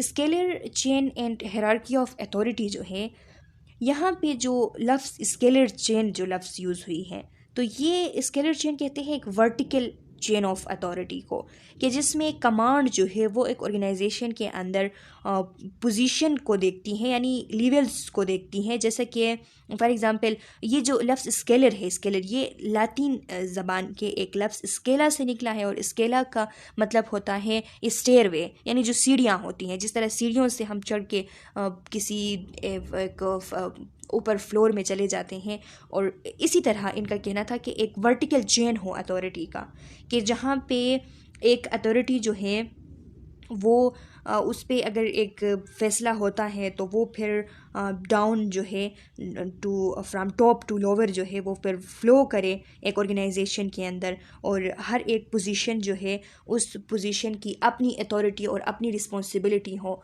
और टॉप लेवल पे डिसीजन बने और फिर वो डिसीजन जो है वो डाउन फ्लो करे, एम्प्लॉइज़ को वो डिसीजन मिले। फॉर एग्जांपल अगर हम बात करते हैं प्रैक्टिकली कि स्केलर चेन क्या होती हैं विद इन प्रैक्टिस, तो इसका मतलब ये है कि जितने भी एम्प्लॉइज़ हैं उनको क्लियरली ये पता हो कि उनके इमीडिएट सुपरवाइज़र्स कौन हैं, और उनको अगर रिपोर्ट करनी है तो वो किस से रिपोर्ट करनी है, अगर उनको अकाउंटेबल होना है तो किसके सामने अकाउंटेबल होना है, उनको ये चीज़ें पता हो। तो इसको कहते हैं स्केलर चेन या फिर हायरार्की ऑफ अथॉरिटी इसको कहते हैं।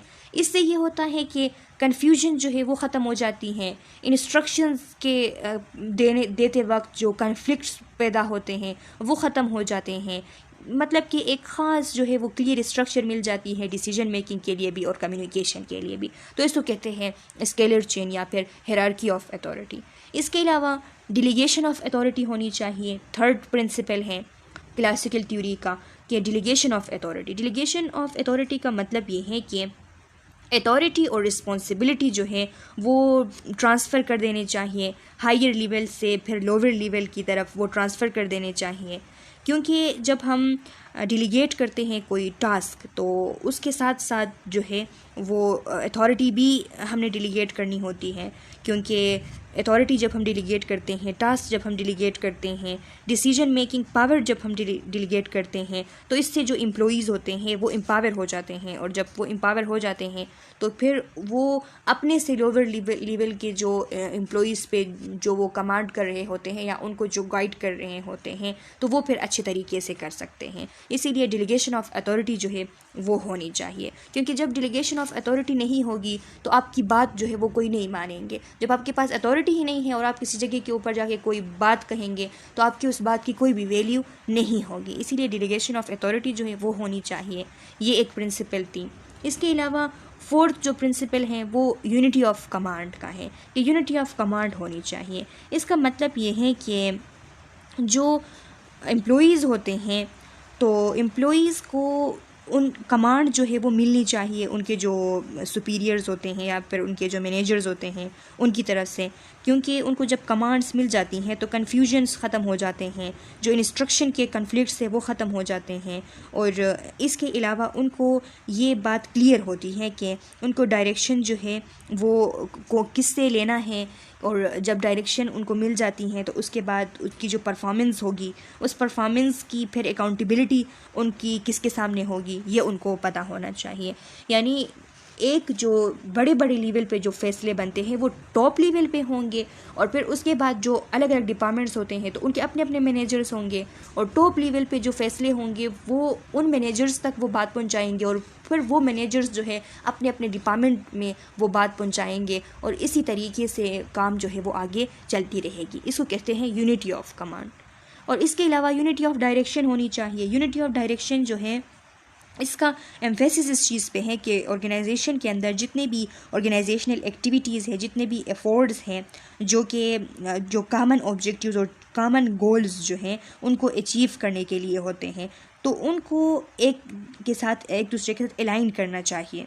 यानी यूनिटी ऑफ डायरेक्शन अगर होगी, अगर सारे ऑर्गेनाइजेशन के जितने भी एक्टिविटीज़ जितने भी एफर्ट्स हैं उनको अलाइन किया जाएगा, उनको उनके अलाइनमेंट को इम्पोर्टेंस दी जाएगी, तो जितने भी डिपार्टमेंट्स एक ऑर्गेनाइजेशन के अंदर काम कर रही हैं तो उनके जहन में ये बात क्लियर होगी कि उन सब का एक ही पर्पस है, और वो पर्पस ये है कि ऑर्गेनाइजेशन के जो ओवरऑल जो एक मकसद है उसको पूरा करना, उसको अचीव करना। तो इसकी वजह से जो कन्फ्लिक्ट्स है वो मिनिमाइज़ होते हैं और एफिशिएंसी जो है वो मैक्सिमाइज़ होती है। तो इसीलिए यूनिटी ऑफ डायरेक्शन का होना भी ज़रूरी है। इसके अलावा जो सिक्स्थ जो प्रिंसिपल हैं वो है लाइन एंड स्टाफ रिलेशनशिप। तो स्टूडेंट्स यहाँ पे लाइन एंड स्टाफ रिलेशनशिप को समझने के लिए आप लोगों ने यहाँ पे दो कंसेप्ट समझने हैं। एक होता है लाइन रोल और एक होता है स्टाफ रोल। जो लाइन रोल होती हैं स्टूडेंट्स, तो लाइन रोल या फिर लाइन फंक्शन भी इसको हम कहते हैं। तो लाइन रोल या लाइन फंक्शन कहते हैं उन एक्टिविटीज़ को कि जिन एक्टिविटीज़ की वजह से जो ऑर्गेनाइजेशन के कोर ऑब्जेक्टिव्स हैं वो अचीव होते हैं। यानी जो लाइन फंक्शन होती हैं इसका ताल्लुक डायरेक्टली उन एक्टिविटीज़ के साथ होता है जिन एक्टिविटीज़ की वजह से ऑर्गेनाइजेशन के जो मेन गोल्स हैं, मेन ऑब्जेक्टिव्स हैं, वो अचीव होते हैं। और जो स्टाफ फंक्शन या फिर स्टाफ रोल है, ये सिर्फ उनको सपोर्ट प्रोवाइड करने के लिए होती हैं, उनको एडवाइस करने के लिए होती हैं, उनको यानी एक एक्सपर्टीज़ इनको होती हैं, और वो एक्सपर्टीज़ यूज़ करते हुए ये जो ऑर्गेनाइजेशन के अंदर जो लाइन फंक्शन हो रही है उसको गाइडेंस देते हैं, उसको एडवाइस देते हैं। यानी लाइन मैनेजर्स जो होते हैं उनके पास वो अथॉरिटी होती हैं, वो रिस्पॉन्सिबिलिटी होती हैं कि जिसके थ्रू वो ऑपरेशनल एक्टिविटीज़ कर रहे होते हैं। लेकिन जो स्टाफ मैनेजर्स हैं इनके पास वो अथॉरिटी होती है, वो रिस्पॉन्सिबिलिटी होती है कि जिसके थ्रू ये जो लाइन मैनेजर्स हैं उनको सपोर्ट कर रहे होते हैं, उनको एडवाइस दे रहे होते हैं। अब यहाँ पे लाइन रोल जो है उसका आप लोग समझ गए हैं कि उसका ताल्लुक डायरेक्टली उन कामों में है जो काम ऑर्गेनाइजेशन के अंदर हो रही हैं, लेकिन स्टाफ रोल्स का ताल्लुक जो है वो सपोर्ट देने, एडवाइस देने से रिलेटेड है, उसके ऊपर है। तो लाइन और स्टाफ रिलेशनशिप जो है ये लाजमी होती हैं। क्लासिकल थ्योरी के मुताबिक एक ऑर्गेनाइजेशन के अंदर लाइन एंड स्टाफ रिलेशनशिप जो है ये लाजमी होना चाहिए, ये एक प्रिंसिपल है, क्योंकि ये इस बात को इंश्योर करती हैं कि ये जो दो रोल्स हैं, लाइन रोल या लाइन फंक्शन और जो स्टाफ रोल, स्टाफ फंक्शन जो है, ये एक दूसरे के साथ टुगेदर इफ़ेक्टिवली ऑर्गेनाइजेशन के ऑब्जेक्टिव्स अचीव कर सके। तो लाइन एंड स्टाफ रिलेशनशिप जो है वो होना ज़रूरी है, इसीलिए ये एक प्रिंसिपल है ऑर्गेनाइजेशनल थ्योरी की, क्लासिकल ऑर्गेनाइजेशनल थ्योरी की। इसके अलावा स्पेन ऑफ कंट्रोल होना चाहिए। स्पेन ऑफ कंट्रोल कहते हैं कि एक मैनेजर है और एक मैनेजर के अंडर जो जितने भी सबऑर्डिनेट्स काम कर रहे होते हैं, तो इसको कहते हैं span of control. Span of control जो है वो दो किस्म की होती हैं, एक होता है नैरो स्पेन ऑफ कंट्रोल और एक होता है वाइडर स्पेन ऑफ कंट्रोल। जो नैरो स्पेन ऑफ कंट्रोल होती हैं तो इसका मतलब ये है कि एक मैनेजर और मैनेजर के अंडर जो काम करने वाले सबऑर्डिनेट्स होते हैं वो कम होते हैं। नैरो मीन्स कि वो कम होते हैं। जब वो कम होते हैं तो इसमें ये होता है कि क्लोज़र सुपरविज़न हो सकती है, लेकिन इसमें अगर बात की जाए तो इफ़ेक्टिवनेस इतनी ज़्यादा नहीं होगी, क्योंकि अगर कम लोग हैं, कम सबऑर्डिनेटर्स हैं, तो सुपरविज़न उनकी क्लोज़ हो सकती हैं लेकिन इफ़िशेंसी इतनी ज़्यादा नहीं हो सकती एज़ कम्पेयर टू जब हम बात करते हैं वाइड स्पेन ऑफ कंट्रोल की। तो वाइड स्पेन ऑफ कंट्रोल का मतलब ये है कि सबऑर्डिनेट्स जो है एक मैनेजर के अंडर काम करने वाले वो ज़्यादा होते हैं। जब वो ज़्यादा होते हैं तो इसमें एफिशिएंसी ज़्यादा होती हैं, लेकिन इसमें यह है कि स्ट्रॉन्ग डेलीगेशन और स्ट्रॉन्ग कोऑर्डिनेशन स्किल की ज़रूरत फिर पड़ती है, क्योंकि उनको फिर मैनेज करना भी मुश्किल होता है जब ज़्यादा होते हैं। तो स्पेन ऑफ कंट्रोल जो है वो होना चाहिए, सबऑर्डिनेट्स के ऊपर मैनेजर का एक ख़ास किस्म का कंट्रोल होना चाहिए। तो ये एक प्रिंसिपल है क्लासिकल ऑर्गेनाइजेशन थ्योरी की। इसके अलावा parity of authority and responsibility. Parity of authority and responsibility जो है स्टूडेंट्स, तो इसका मतलब ये है कि जो अथॉरिटी और रिस्पॉन्सिबिलिटी है तो उसकी पेरिटी कहते हैं बराबरी को, उसकी बराबरी होनी चाहिए। यानी जो अथॉरिटी दी जाए तो उससे रिलेटेड उसकी बराबरी में रिस्पॉन्सिबिलिटी भी होनी चाहिए, क्योंकि अगर अथॉरिटी है और रिस्पॉन्सिबिलिटी कोई नहीं है तो फिर अथॉरिटी का ये एक ज़ाये होना है कि अथॉरिटी आपने ज़ाये कर दी। और अगर आपने रिस्पॉन्सिबिलिटी दी है और रिस्पॉन्सिबिलिटी दे के आपने कोई अथॉरिटी नहीं दी है तो इसका मतलब ये है कि वो रिस्पॉन्सिबिलिटी सही तरीके से नहीं वो बंदा कर सकता, क्योंकि अगर उसको अथॉरिटी नहीं होगी और वो किसी जगह पे जाके अपनी रिस्पॉन्सिबिलिटी परफॉर्म करना स्टार्ट कर ले तो उसकी बात कोई नहीं सुनेगा, क्योंकि उसके पास अथॉरिटी नहीं है। और जब अथॉरिटी नहीं होती तो फिर लोग जो है वो बात नहीं सुनते। इसीलिए रिस्पॉन्सिबिलिटी और अथॉरिटी इन दोनों का होना ज़रूरी है। अगर अथॉरिटी दी जाए तो उसको रिस्पॉन्सिबिलिटी भी उस तरीके की, उसकी बराबरी में देनी चाहिए। और जो लास्ट प्रिंसिपल है वो है structural relationship among various task, activities and people. एक ऑर्गेनाइजेशन के अंदर वहाँ के एक्टिविटीज़, टास्क और पीपल जो होते हैं, लोग जो काम कर रहे होते हैं, उनके दरमियान स्ट्रक्चरल रिलेशनशिप जो है वो कायम रखना ये बहुत ज़्यादा ज़रूरी होता है। ये पॉइंट इस चीज़ को हाईलाइट करती है कि जो ऑर्गेनाइजेशनल स्ट्रक्चर होता है उसकी डिज़ाइनिंग किस तरीके से करनी चाहिए।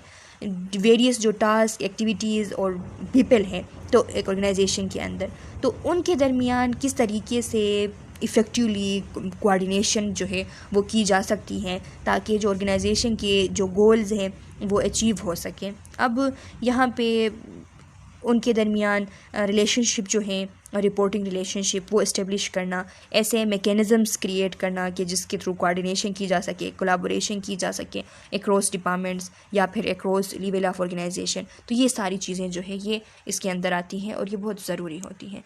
तो ये जो हमने जितने भी प्रिंसिपल्स या पिलर्स क्लासिकल थ्योरी के डिस्कस किए, तो ये कलेक्टिवली एक फाउंडेशन बनाती हैं क्लासिकल ऑर्गेनाइजेशनल थ्योरी की, और ये एक गाइडेंस प्रोवाइड करती हैं कि किस तरीके से एक ऑर्गेनाइजेशन के अंदर एफिशिएंसी, कोऑर्डिनेशन और कंट्रोल को अचीव करना है, किस तरीके से एक ऐसा ऑर्गेनाइजेशन स्ट्रक्चर डिज़ाइन करना है कि जिसके अंदर रहते हुए इफ़ेक्टिवली और इफ़िशिएंटली गोल्स को अचीव किया जा सके। इसके अलावा यहाँ पे क्रिटिसिज्म ऑफ क्लासिकल थ्योरी दी गई है कि क्लासिकल थ्योरी जो है उस पे कौन कौन सी क्रिटिसिज्म हुई है, क्रिटिसाइजिंग पॉइंट्स जो है वो क्या है।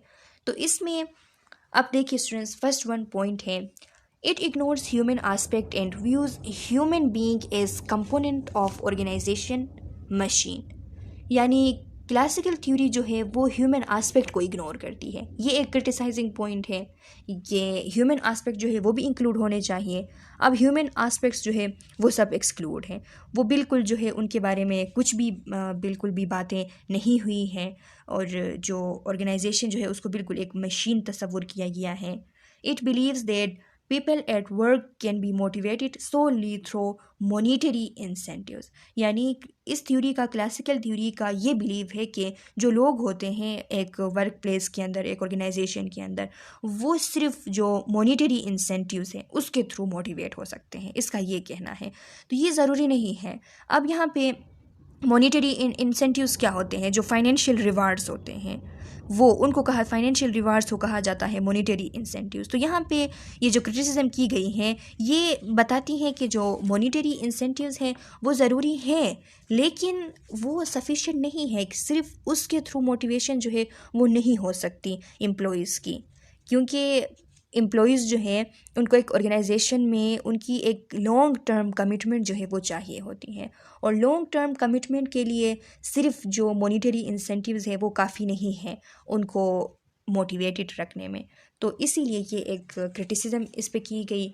इसके अलावा it is an authoritarian theory. ये जो है ये एक अथॉरिटेरियन थ्योरी है। अब अथॉरिटेरियन थ्योरी क्या होती हैं?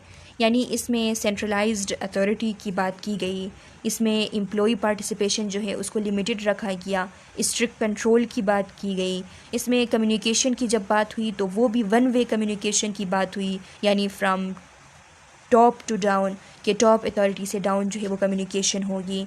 तो इसीलिए लिखा है कि इसमें बहुत ही ज़्यादा लिटिल अपॉर्चुनिटी जो है वो रखी गई फीडबैक की या फिर अपवर्ड कम्युनिकेशन की, कि एम्प्लॉई भी कुछ कह सकते हैं या उनको बात करने की भी कोई इजाज़त हो, उसकी तो इसमें कोई बिल्कुल जो है वो जिक्र ही नहीं की गई कि अपवर्ड भी कम्युनिकेशन हो सकती हैं। इसमें सिर्फ वन वे कम्युनिकेशन की ही बात हुई, और एम्फेसिस जो है वो सिर्फ इस चीज़ पे की गई कि इस बात को यकीनी बनाना है कि जितने भी एम्प्लॉइज़ हैं तो उनके लिए पहले से इस्टेब्लिश रूल्स और प्रोसीजर्स जो है वो मौजूद हो। तो इस क्रिटिसाइजिंग पॉइंट का मतलब ये है कि ये थ्योरी जो है अथॉरिटेरियन मैनेजमेंट थ्योरी है। इसमें बिल्कुल अथॉरिटी वाला जो मैनेजमेंट स्टाइल है वो यूज़ किया गया है, और इसमें इसी वजह से इसके जो अथॉरिटेरियन जो पॉइंट्स है उन पे ज़्यादा फोकस करने की वजह से जो क्रिएटिविटी है, इनोवेशन है और एम्प्लॉइज़ का जो मोरल है वो इसमें फिर ख़त्म हो गई है, वो उनको दबाया गया है। और वो ऐसी चीज़ें हैं कि जिनकी वजह से जॉब सेटिस्फेक्शन होती हैं, एम्प्लॉइज़ जो है वो लॉन्ग टर्म के लिए इंगेज्ड होते हैं।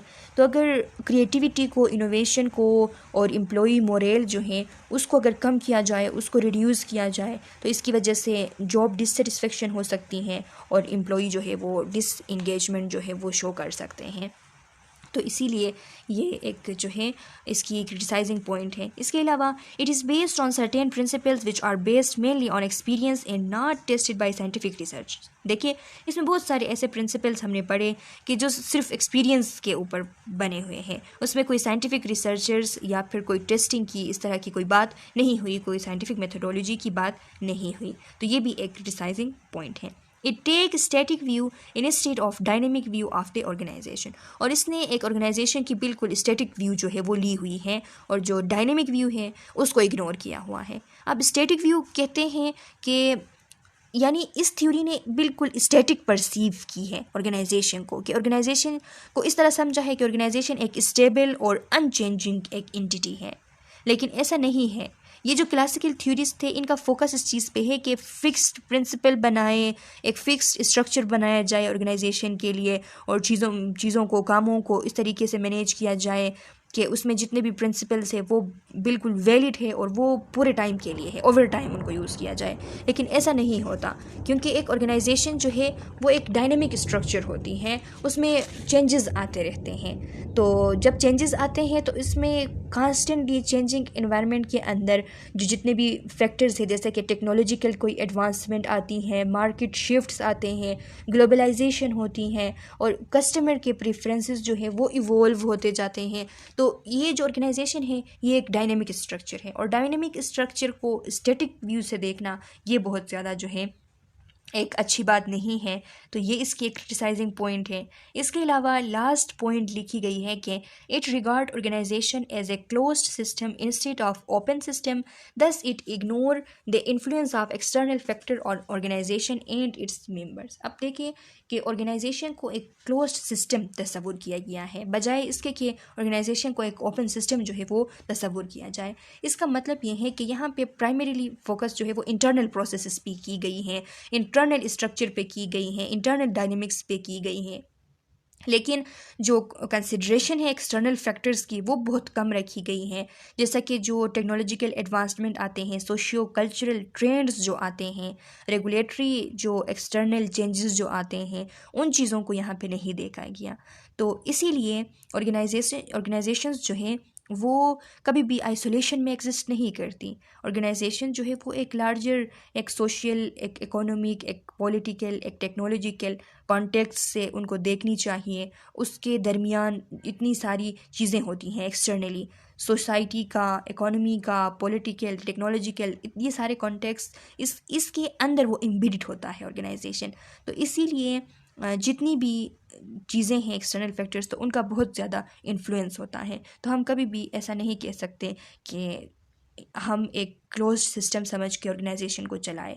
इसीलिए लिखा है कि thus it ignore the influence of external factors on organisation and its members. Organisation और उसके मेंबर्स पे जितने भी एक्सटर्नल फैक्टर्स हैं तो उनको, उनके इन्फ्लुएंस को इग्नोर किया गया, तो ये क्रिटिसाइजिंग पॉइंट है, ऐसा नहीं करना चाहिए।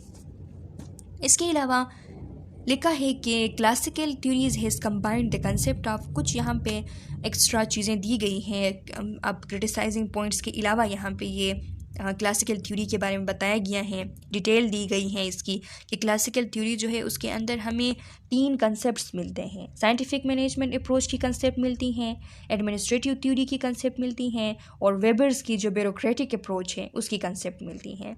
तो साइंटिफिक मैनेजमेंट अप्रोच की कंसेप्ट किस तरीके से मिलती हैं, तो लिखा है कि based on the idea of सिस्टमेटाइजेशन where attempts were made to enhance the efficiency of procedures to best effect via scientific analysis and experiments। यानी साइंटिफिक मैनेजमेंट अप्रोच जो है उसके कंसेप्ट कुछ इस तरीके से हमें मिलते हैं कि इसके अंदर, क्लासिकल थ्योरी के अंदर, आइडिया ऑफ सिस्टमेटाइजेशन है।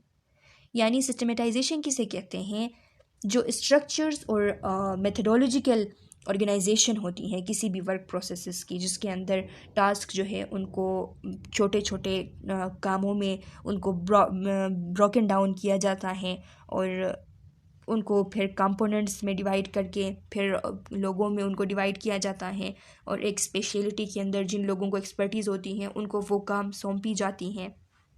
तो इसे कहते हैं सिस्टमेटाइजेशन। तो ये सिस्टमेटाइजेशन जो है ये साइंटिफिक मैनेजमेंट अप्रोच से निकली थी और ये वहाँ की कंसेप्ट थी, ये इस क्लासिकल थ्योरी के अंदर शामिल की गई हैं।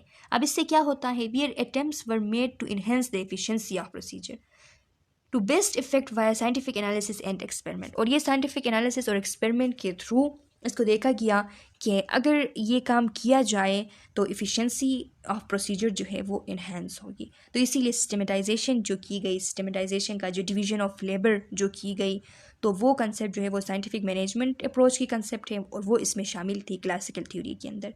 इसके अलावा जो एडमिनिस्ट्रेटिव थ्योरी है उसकी भी कंसेप्ट इसमें मौजूद थी। एडमिनिस्ट्रेटिव थ्योरी के बारे में यहाँ पे लिखा है, देखे कि based on several principles of management which is planning, organising, training, commanding and coordinating function. यानी एडमिनिस्ट्रेटिव थ्योरी में जो कंसेप्ट पाए जाते हैं मैनेजमेंट के प्रिंसिपल्स की, के प्लानिंग की, ऑर्गेनाइजिंग की, ट्रेनिंग की, कमांडिंग की और कोऑर्डिनेटिंग की, वो सारी चीज़ें क्लासिकल थ्योरी के अंदर भी प्रेजेंट थी। इसीलिए हम कहते हैं कि एडमिनिस्ट्रेटिव थ्योरी के कंसेप्ट भी यहाँ पे मौजूद थे। अब जो एडमिनिस्ट्रेटिव थ्योरी के अंदर जो मैनेजमेंट के प्रिंसिपल्स हैं उनमें फर्स्ट वन प्लानिंग है। प्लानिंग आप लोगों को पता है स्टूडेंट्स की प्लानिंग क्या होती है। प्लानिंग में हम ऑब्जेक्टिव सेट करते हैं और जो कोर्स ऑफ एक्शन होता है उसमें से जो बेस्ट कोर्स ऑफ एक्शन होता है उसको हम डिटरमिन करते हैं कि हमारे ऑब्जेक्टिव्स को अचीव करने के लिए सबसे अच्छा एक्शन जो है वो कौन सा होगा, उसको हम डिटरमिन करते हैं। डिटरमिन करने के बाद हमारे जो गोल्स हैं उनको हम आइडेंटिफाई करते हैं, करंट सिचुएशन को हम एनालाइज करते हैं और फिर स्ट्रेटजीज़ डेवलप करते हैं और इस तरीके से हम ऑर्गेनाइजेशनल एक्टिविटीज़ जो हैं उनको स्टार्ट कर लेते हैं। तो ये हमारी प्लानिंग होती है। तो ये प्लानिंग जो है ये एडमिनिस्ट्रेटिव थ्योरी के अंदर शामिल है as a principle of management. और इसके अलावा organising as a principle of management शामिल है।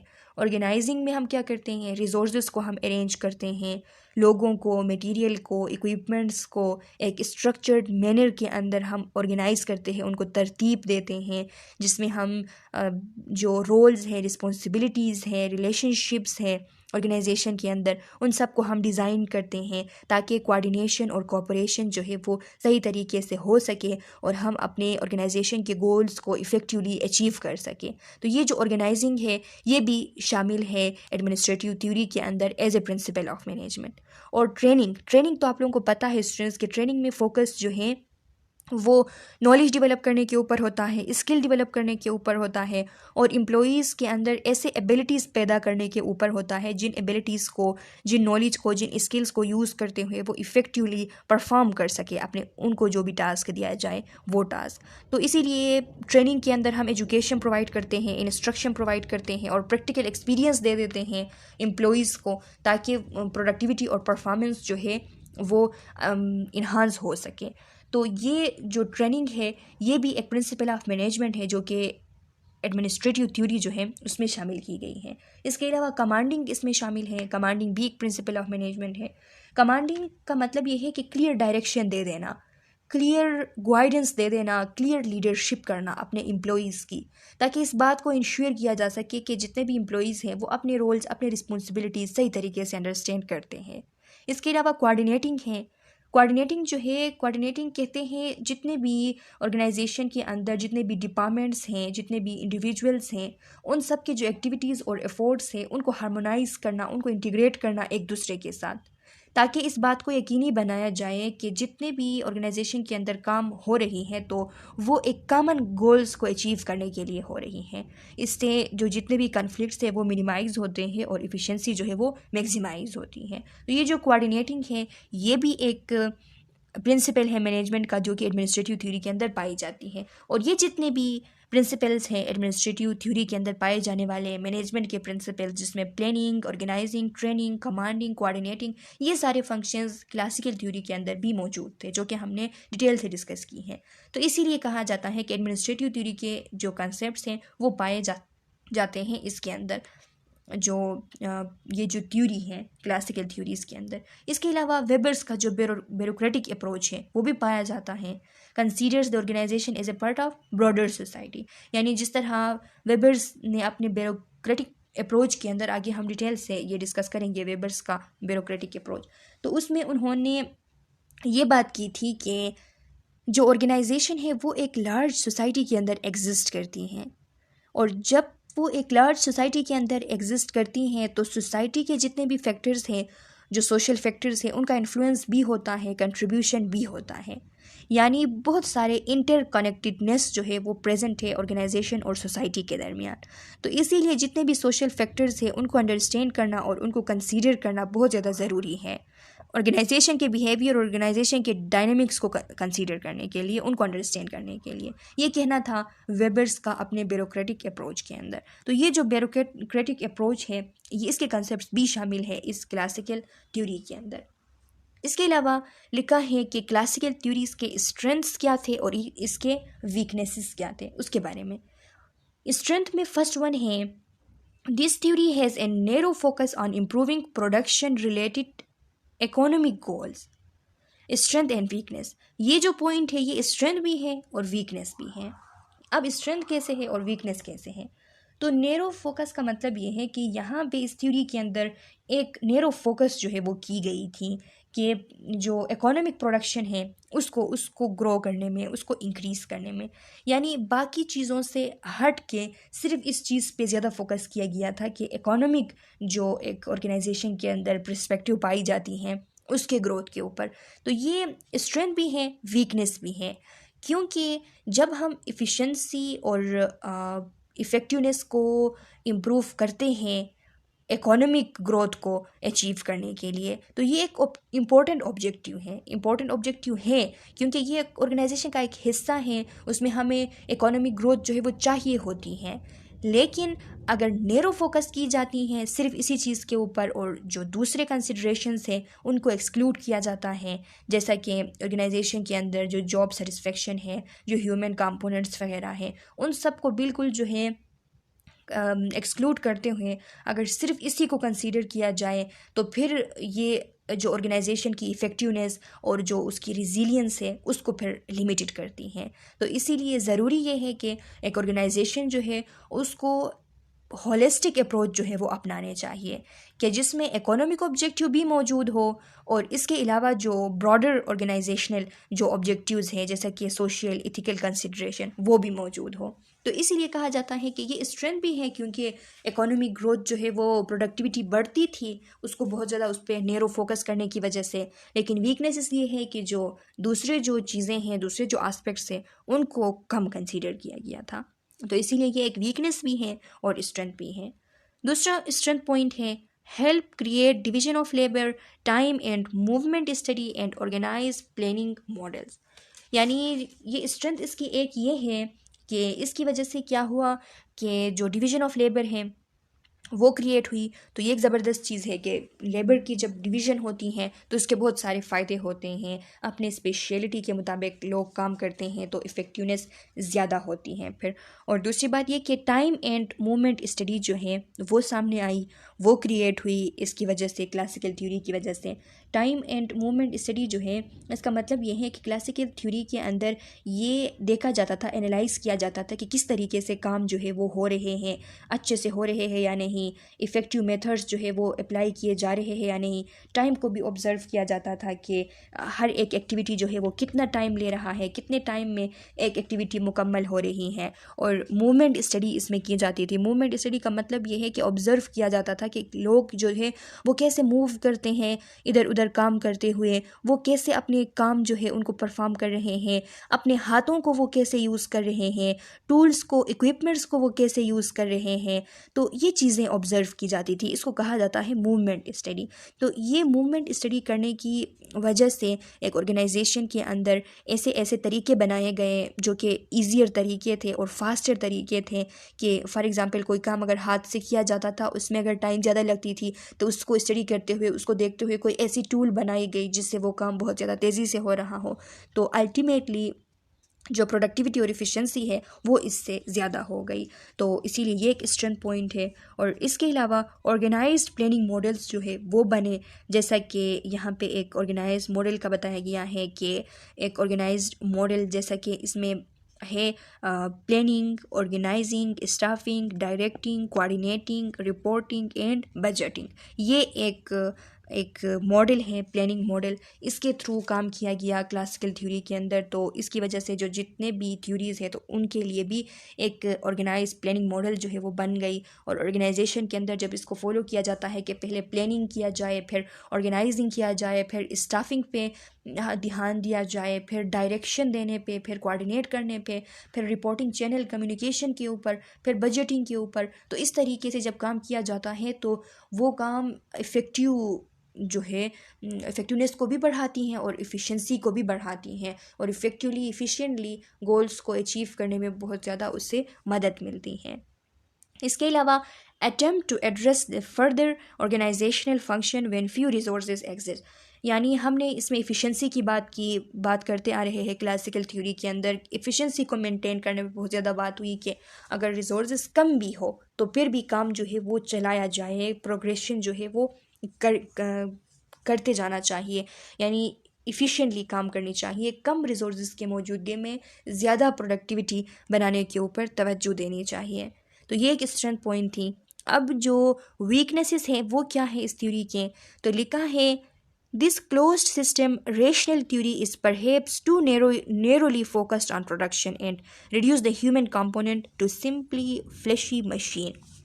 ये जो क्लोज्ड सिस्टम और रेशनल थ्योरी है, ये अब इसको रेशनल थ्योरी इसलिए कहा जाता है क्योंकि इसमें जितने भी बातें की गई थी तो उसके लिए एक लॉजिकल रेशनल भी दी गई थी कि ऐसा करने से ऐसा होगा, ऐसा करने से ऐसा होगा। जब हम डिवीज़न ऑफ लेबर करेंगे तो उससे ये होगा, जब हम डायरेक्टिंग करेंगे, जब हम यूनिटी ऑफ कमांड लेंगे तो उससे ये होगा। तो इसीलिए इसको रेशनल थ्योरी कहा जाता है। तो ये एक सिस्टम को, एक ऑर्गेनाइजेशन को क्लोज्ड सिस्टम समझने वाली एक रेशनल थ्योरी जो है, ये बहुत ज़्यादा इसका फोकस है प्रोडक्शन के ऊपर, और ह्यूमन कंपोनेंट जो है उसको ये बिल्कुल इग्नोर करती हैं। जो मोटिवेशन है, जो जॉब सेटिस्फेक्शन है, जिनकी वजह से एक ऑर्गेनाइजेशन तरक्की करती है, लॉन्ग टर्म इंगेजमेंट होती है एम्प्लॉयज़ का ऑर्गेनाइजेशन के साथ, तो वो चीज़ें फिर रिड्यूस हो गई इसकी वजह से। सेकेंड जो वीकनेस पॉइंट है वो है कि this theory help invent the industrial revolution. यानी ये जो क्लासिकल थ्योरी थी, तो क्लासिकल थ्योरी ने फर्स्ट टाइम जो इफ़िशिएंसी और स्टैंडर्डाइजेशन है तो उसके ऊपर बहुत ज़्यादा प्रायोरिटाइजेशन उसकी की थी, बहुत ज़्यादा फोकस किया था। तो इसकी वजह से इंडस्ट्रियल रिवोल्यूशन आ गई, ये बात ठीक है, लेकिन उसकी वजह से क्या हुआ, which lead to deterioration of individual craftsmanship. लेकिन उसकी वजह से जो इंडिविजुअल क्राफ्टमैनशिप है वो फिर कम हो गई, जो इंडिविजुअल कारीगरी है वो कम हो गई। क्राफ्टमैनशिप कहते हैं कारीगरी को, जो लोगों के अपने जो स्किल्स थे, उनकी जो आर्टिस्ट्री थी, उनकी जो वो हैंडमेड प्रोडक्ट्स जो वो बनाते थे, अपने हाथों से जो प्रोडक्ट्स बनाते थे, तो उनकी क्वालिटी भी बहुत ज़्यादा बेहतर होती थी। तो ये क्लासिकल थ्योरी जब नहीं थी, इंडस्ट्रियल रिवोल्यूशन जब नहीं थी, तो उसमें चीज़ें जो है वो लोग हाथों से बनाते थे। जो स्किल्ड क्राफ्टमैन्स जो होते थे, कारीगर जो होते थे, वो अपने हाथों से चीज़ें बनाते थे, तो वो यूनिक भी होते थे और हाई क्वालिटी उनकी होती थी। लेकिन जैसे ही इंडस्ट्रियल रिवोल्यूशन आ गई क्लासिकल थ्योरी की प्रिंसिपल्स की वजह से, तो फिर ये जो इंडिविजुअल क्राफ्टमैनशिप जो थी, जो कारीगरी जो थी, जो यूनिकनेस जो थी प्रोडक्ट्स के अंदर, हाई क्वालिटीनेस जो थी, वो थोड़ी कम हो गई। तो ये इसकी वीक पॉइंट है। It promote capital intensive economies. इसकी वजह से जो कैपिटल इंटेंसिव इकोनॉमीज़ हैं वो प्रमोट हुई। कैपिटल इंटेंसिव इकोनॉमीज़ ऐसे इकोनॉमीज़ को कहा जाता है कि जहाँ पे सिग्निफिकेंट पोर्शन ऑफ प्रोडक्शन जो है वो इन्वेस्टमेंट पे ज़्यादातर रिलाई होती हैं, कि उस पर मशीनरीज़ जो होते हैं उसके ऊपर इन्वेस्ट करना, टेक्नोलॉजीज़ के ऊपर इन्वेस्ट करना, इंफ्रास्ट्रक्चर्स के ऊपर इन्वेस्ट करना, और जो ह्यूमन लेबर है उसके ऊपर कोई फोकस नहीं थी, उसके ऊपर कोई भी जो है वो नहीं की जाती थी इन्वेस्टमेंट का सारा फोकस जो है इकोनॉमिक इन्वेस्टमेंट का, वो टेक्नोलॉजीज़, मशीनरी और जो इंफ्रास्ट्रक्चर है उसके ऊपर था। तो इसको कहते हैं कैपिटल इंटेंसिव इकोनॉमीज़। तो कैपिटल इंटेंसिव इकोनॉमीज़ को प्रमोट किया इस थ्योरी ने, यानी ह्यूमन जो कंपोनेंट्स है उसको बिल्कुल इसने कंसीडर ही नहीं किया। तो ये इसकी एक वीक पॉइंट है, क्योंकि ह्यूमन कंपोनेंट ज़रूरी होते हैं एक ऑर्गेनाइजेशन के अंदर लॉन्ग टर्म उसके साथ जो उसकी एक इंगेजमेंट होती है उसके लिए, मोटिवेशन के लिए। तो इसीलिए ये इसकी एक वीक पॉइंट है। अच्छा स्टूडेंट्स, तो ये काफ़ी हैं। इसके बाद न्यू क्लासिकल थ्योरी है जो कि नेक्स्ट वीडियो लेक्चर के अंदर हम डिस्कस करेंगे, जो कि पार्ट 3 होगा। मैं उम्मीद करती हूँ कि आप लोगों को आज की ये जितनी भी टॉपिक्स हैं ये समझ आ गई हैं। फिर भी कोई कन्फ्यूजन है अगर, तो आप कमेंट सेक्शन में अपना क्वेश्चन डाल लें। फिर मैं नेक्स्ट वीडियो लेक्चर में जब आप लोगों को पार्ट 3 पढ़ाऊँगी तो उसमें आप लोगों के क्वेश्चंस का आंसर करूँगी। तब तक के लिए अल्लाह हाफिज़।